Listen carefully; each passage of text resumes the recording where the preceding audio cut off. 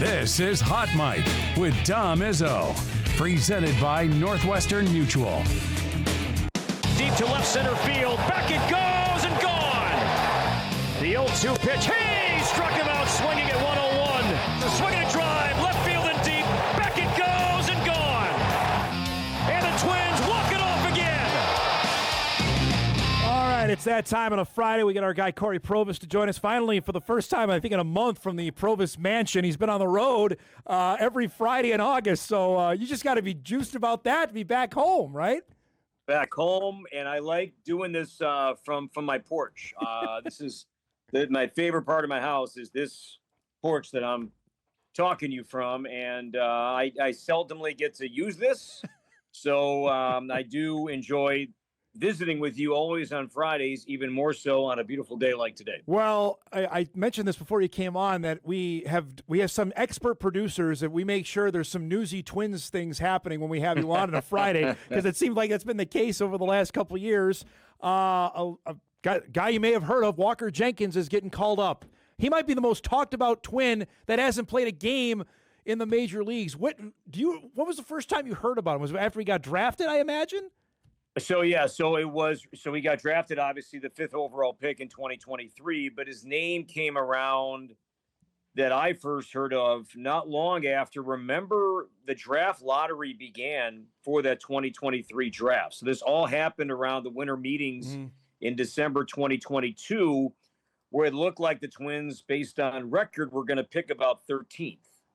And then they made changes with the draft and the lottery. And the Twins, they won big in that they were projected 13th and shot up to number 5. And that's when you started to hear about who they might grab. And it seemed like the top of that draft was really, really good. Yeah. That the top 5 guys kind of separated themselves from the rest of the pack, in some ways comparable to the top 3 in this draft. If it was Rock Chewalski, and then you had the Grady Emerson kid, and then Von Lackey. And then there was a separate group after that. It felt like you were the same thing about the 2023 draft. So I first heard about him when the Twins shot up as high as they did, and they had a pretty good idea that he was going to be available number 5, and he was. And here he is, and he'll make his debut tonight. All right, what kind of player is he, Cory? We see the power, we see the highlights we were just playing as you were chatting there. What can we expect when we see him tonight in the outfield? He's a 5-tool. I mean, if you go based on the scouting grade, I was chatting actually via email with Sean Johnson, who's been running the Twins draft now for years. I was asking him to take me down memory lane about, the first time he saw him, and we're going to tell a lot of these stories tonight. But even the late, great Mike Ratcliffe, the legendary Twin scout who we lost with cancer a couple of years ago, Walker Jenkins was one of the last guys that he did kind of the scouting report around and looking at the numbers. And he said, the grading scale for scouts is you go as high as an 8. And he said, an 8, all 8 player, that'd be like Bo Jackson. As great as Joe Mauer was, he wasn't all 8s. There were a lot of 7s and 7.5s. And Jenkins was in that same realm that, maybe there were some 5.5, some 6s, but there were also plenty of 7s and 7.5s. I mean, he checked a lot of boxes. And this was a kid that was 18 years old. This wasn't a polished collegiate player when you expect some of those numbers to be higher, because he's not only played as an amateur in high school, but as a collegiate player going up against some stiffer competition. Yep. You have a better scale to judge. But so Jenkins, he checked a lot of boxes. And the one thing that I think kept him from probably debuting sooner, like many of his peers have already done from that 2023 class, is health. Yep. He just hasn't played a whole lot because of a variety of injuries. Nothing that has been chronic. It's just been acute bad luck injuries that have happened over the course of time. And they popped up again this year. Hamstring injury kept him out of spring training. That's why he didn't play in the Futures game. I'm sorry, not the Futures game, but the spring training breakout game that we did back in March against the Phillies. Yep. He had that soft tissue injury, but he is a big time talent. And I'm sorry to get long winded here, but I was thinking about last night when I saw the news in the Target Field era, if you will, Dom. The Twins highly touted prospects that have debuted at Target Field, it's not a big list. Yeah. You know, Byron Buxton was on the road. Miguel Sano was on the road. Max Kepler was on the road.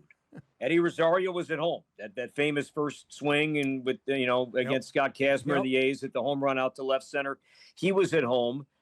Brooks Lee was at home. Alex Kirilloff was at home in the playoff game against Houston when nobody could go outside of a few select Twins employees during COVID during the 2020 season. So not too many in the Target Field era with this kind of background and this kind of hype have been able to debut at home, and hopefully the fans turn out in a big way tonight. This is highly anticipated. I mean, this is the one name the Twins fans have been talking about endlessly over the last couple of years. I know you'll probably caution me, though, him raking home runs in AAA over the last little bit. Do we take a lot from that, or is that something that can project to the next level? Yeah, I think you can't read too much into the home run numbers, especially at home. What I'm learning, CHS Field and Toby Gardenhire, who managed there for years, he's been quick to point out to Derek Shelton, it is a bandbox. I mean, the ball flies there. It is in a very, very hitter-friendly ballpark. But I think some of the balls that Jenkins is hitting out to left, those are probably either outs or doubles at Target Field and in many big league venues. But the pull power seems to be pretty legit. I mean, that is something that I think we take away from. And that was the one part of his game we were waiting on. He's 21 years old. Is the power going to pop? Right. And it has. And it certainly has here in August when he came back from the shoulder injury that kept him out for a while, kept him out 5, almost 6 weeks. The numbers since coming back from that injury, he's earned his way up here. I think there is a clear line of demarcation. When did this season go from good to incredible to excellent to outstanding?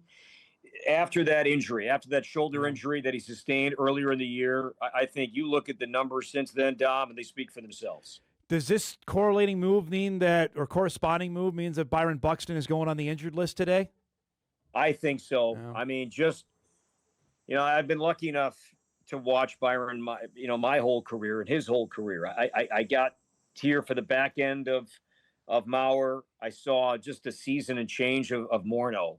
But Byron is the one guy that I can say, because my first year was 2012. He was drafted in 2012, that I've got to see this guy play along the way, certainly every big league moment. And the amount of pain he looked like he was in on Tuesday night was different to me. And I've seen him come out of games, and I hate it every time.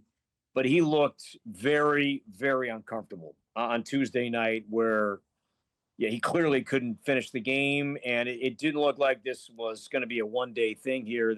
Yes, to me, this is a pretty simple transaction, barring something happening on the off day yesterday, because he didn't fly home. He was with the team on Wednesday, and he was on the flight home Wednesday night into Thursday morning, and I'm sure treatment and everything he's been doing, but barring a medical miracle, that to me seems like a pretty simple transaction. Him putting his arms around Derek Shelton, that was the part that got me. Like, that doesn't look good, to your point of what you're just talking about. The fact that he missed that ball. Yes. He doesn't miss that. No. He doesn't miss that. And what we kept hearing about Byron and the discomfort and the pain he has been enduring is when he decelerates. When he has to slow down, that's when the pain, the discomfort starts to pop up with that right hip. And we had a good shot of it that as he began to slow down, reaching for that ball in right center field, he pulled up. And he could only bend over so far. And then it looked like, boy, he can't put any weight on his right leg. And to see Shelty come out, to see Jason Kirkman, deliberately walk with him slowly. Remember, the clubhouses are beyond the outfield walls there in Sacramento in left center, so he had to go that way. It looked awful. I mean, the visual looked terrible, and he spoke with Audra Martin and Dan Hayes of The Athletic a bit on Wednesday and said, this one feels differently, and it looked differently. And so, I hope it is 10 days and we're good to go. But I have my doubts, but I hope I'm wrong. I know you don't like compliments, but I'm going to give you one. You were all over it the other night when Taj Bradley is closing in on the immaculate inning. When did you get a sense of that? Like after the second out, like when were you on? Like, okay, this could happen. Yeah, I mean, I'm watching the game, and I'm watching. I have multiple things up on my iPad during the game, including MLB at bat and game day, and so I'm watching. And so after the second batter was Brian Serven, the catcher, I'm looking at it. I'm scrolling. I think as Plouffe is talking, I'm like, yeah, okay, 6 pitches. Yep. And then I was going to wait.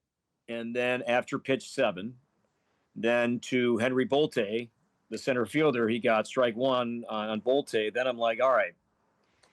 I think I told you I was upset with my call about Cody Clemens, the ultimate grand slam, because I missed on the build up to the moment, right? I whiffed badly on. That's why I still have not heard that call. I don't want to hear that call because I didn't do my part to build up the moment. Not to say this is the same, okay? An ultimate grand slam, target field, the atmosphere, incredible. But I was like, all right, I know because I've been following immaculate innings for a while. I've seen them happen to the Twins now 3 times. And I know that I've reported on the air many times, to my knowledge, and I've checked with people that there has never been one thrown by a Twin. Yeah. And I just know that because I've been looking for it. And sure enough, after pitch 7, I was not going to let that happen again. And I don't believe in jinxes. Vince Scully never believed in jinxes. And if the greatest to ever do it wasn't afraid to scream from the mountaintops about history happening, a no-hitter, a perfect game, then I'm going to follow that man's lead every chance I get. And this was something that, all right, if there are fans watching, it's late, I get it. If they're just kind of casually have the game on, what can I say to get their eyes on the TV? I think it's my job to say, hey, we're about to see some Twins history. And hopefully that got some people maybe off their phone, away from cleaning up the kitchen, what have you, to being like, hey, something of significance might be happening here. You got my attention, there's no doubt. That was pretty darn cool on that. We need a break. We come back. We'll chat on the postseason chase. The White Sox are in town, then all the division games are coming here over the next few weeks. We'll talk with Cory about that. On the other side of the break is Hot Mic rolls on. We're back right after this.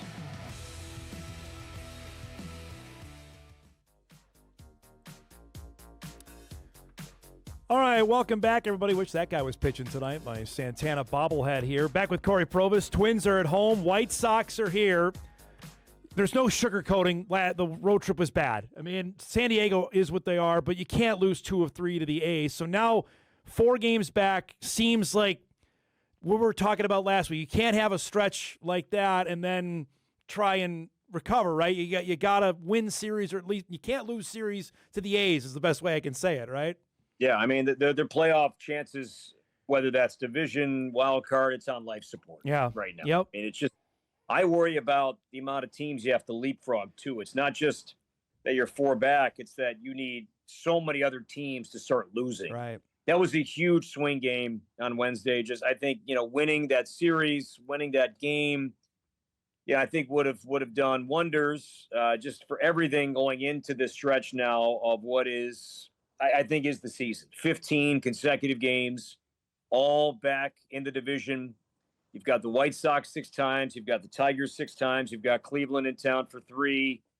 And that's going to be it. I just, there's only so many games left, right? There's 28 games left, and these next 15 are right smack in front of you, all in the division. All right.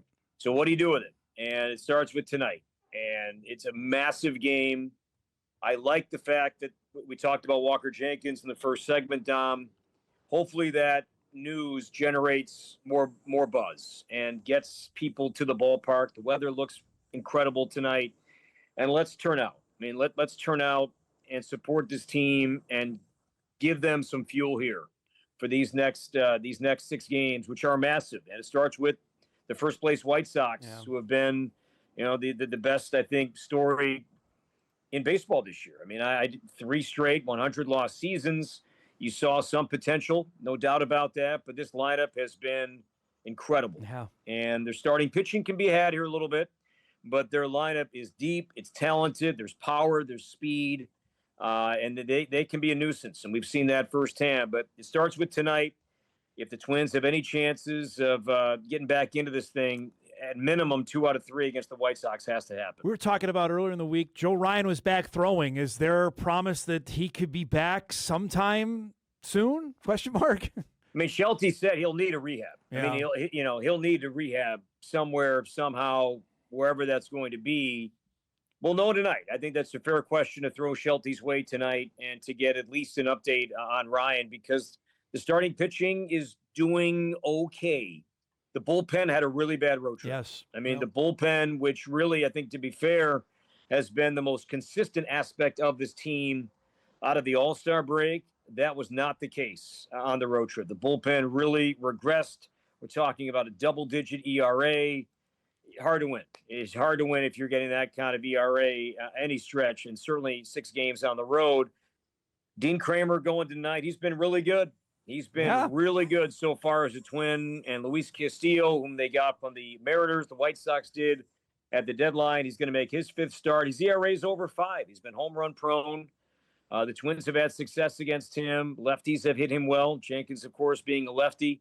He'll be in there tonight. Curious where he bats. MLB Network was saying he's going to bat leadoff. That's not going to happen.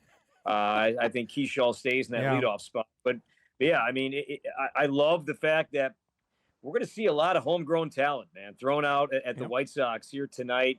A lot of first-round picks and second-round picks all in there together competing at the same time will be neat. All right, 2 emails come in. One, where does Jenkins play? What position? Is Keyshaw stay in center? Or is Jenkins in left? Where does he play in the outfield? Center. I think he's in center. Okay. I mean, if the move is Byron straight is up out and Jenkins is in. Okay. I mean, Jenkins has played mostly in center.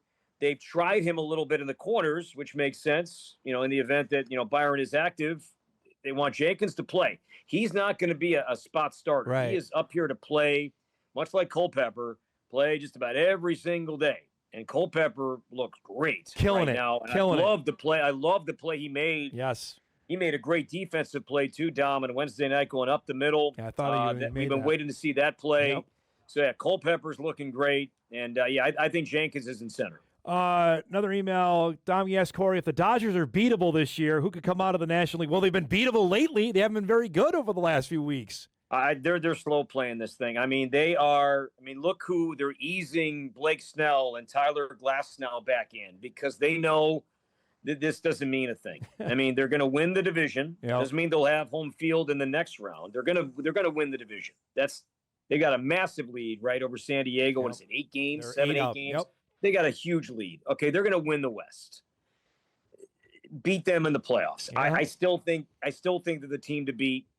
I think Skubal, by the way, going tonight in Detroit. Pretty cool. That'll be all right. Playing the Tigers tonight, Yep. and Skubal's pitching tonight. That's going to be awesome. That's going to be some good drama there at Comerica Park.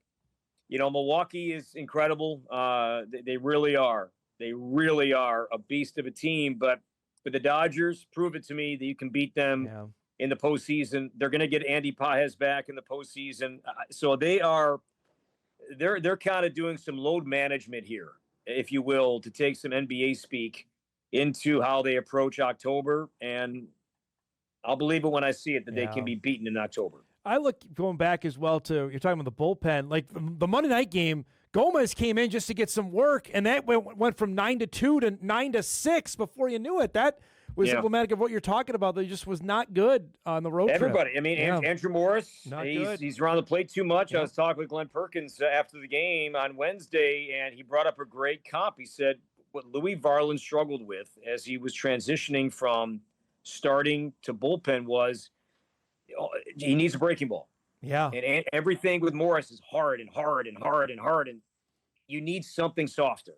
And I think that's the next step for Andrew Morris is, okay, let's take the pedal off here a little bit and give some soft spin to show it these guys, because these are the best hitters in the game, and they're seeing velocity. But guess what? They see velocity every night. They need something else. So I think that was a good point that Perk brought up after the game on Wednesday. Looking forward to see the debut tonight, and glad you guys are back at home. Great to see you as always, bud. Have a great call, and we'll talk next week, okay? All right, Dom. Looking forward to it, buddy. Thank you. There he is, Walker. That's Walker Jenkins' debut. Cory Provus will call it tonight. You can see the games on Twins TV. Night game tonight, and then day game tomorrow. Note that for you Bison fans and want to watch, the Twins play at 1, so you can do double. I'm sure you're going to have the game on in the tailgate. Like, we don't have that many college football games going on tomorrow you're interested in. But Twins play. Jenkins is going to wear number 11. I'm trying to think of great Twins that wore number 11. I'm trying to, like, even recent memory of guys that wore number 11. But that jersey will be a hot seller in the Twin store at about 6 o'clock tonight. The Twin store, by the way, undefeated. That is a dynamite place to get gear in there. I've spent way too much money down there over the last few years. But we'll see. This is the season. Cory said it. Cannot underestimate the importance of it, or even overestimate the importance of the next 2 weeks, because they're hanging by a thread. You saw the standings there, and he's dead on. They're 4 back, but all the teams in front of them that they've got to try and leapfrog now. Great stuff as always. We'll break. We come back. We'll start our second hour.